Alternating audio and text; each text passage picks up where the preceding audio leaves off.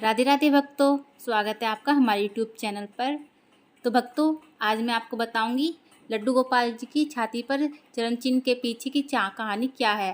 क्या आप जानते हैं लड्डू गोपाल जी की छाती पर अगर चरण चिन्ह है तो उसका क्या कहानी है, उसके पीछे क्या कहानी है? चलिए तो आज मैं आपको बताती हूँ।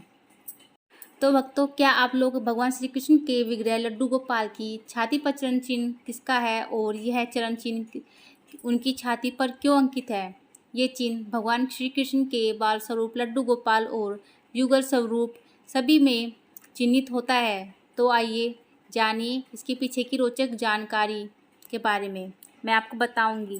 भक्तों, एक समय की बात है कि सरस्वती नदी के तट पर सभी ऋषि मुनि में विवाद छिड़ गया और विवाद का कारण था कि त्रिदेवों में सर्वश्रेष्ठ कौन है।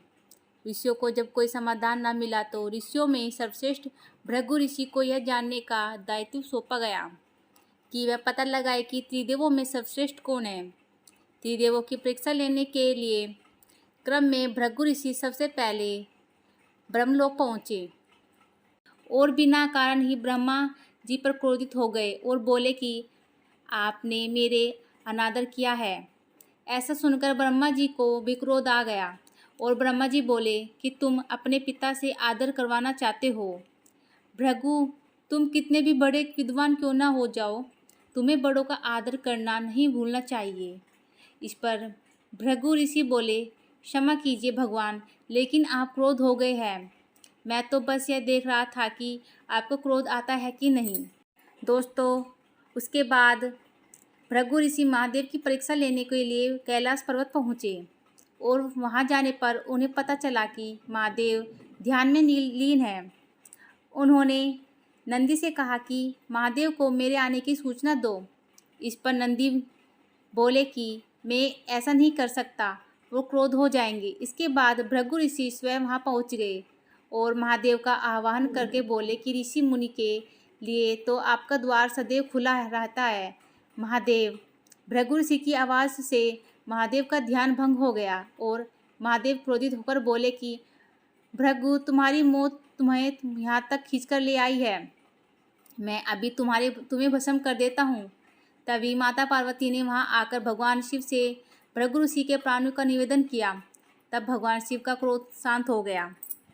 भक्तों, इसके बाद भृगु ऋषि श्री हरि भगवान विष्णु के धाम में पहुँचे।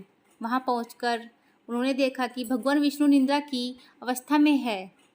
तो भृगु ऋषि को लगा कि भगवान उन्हें देखकर जानबूझकर सोने का नाटक कर रहे हैं और उन्होंने अपने पैर से भगवान विष्णु की छाती पर वार किया। इससे भगवान विष्णु की निद्रा भंग हो गई और उठते ही उन्होंने भृगु ऋषि के पैर पकड़ लिए। इस पर भृगु ऋषि लज्जित भी हुए और प्रसन्न भी हुए। उसके बाद उन्होंने भगवान श्री हरि को त्रिदेवों में सर्वश्रेष्ठ सतोगुणी घोषित कर दिया। दोस्तों, भृगु ऋषि के द्वारा मारी गई लात से उनके चरण चिन्ह भगवान विष्णु के स्वरूप उनके विग्रह की छाती पर मौजूद है। ये चरण चिन्ह लड्डू गोपाल युगल स्वरूप समेत सभी विग्रहों की छाती पर मौजूद है। तो भक्तों, आपको आज की कथा कैसी लगी कमेंट बॉक्स में ज़रूर बताइएगा और एक राधे राधे लिखकर ज़रूर छोड़ दिएगा। भक्तों, जाने से पहले मेरे चैनल को सब्सक्राइब कीजिएगा और मेरी वीडियो को लाइक कीजिएगा।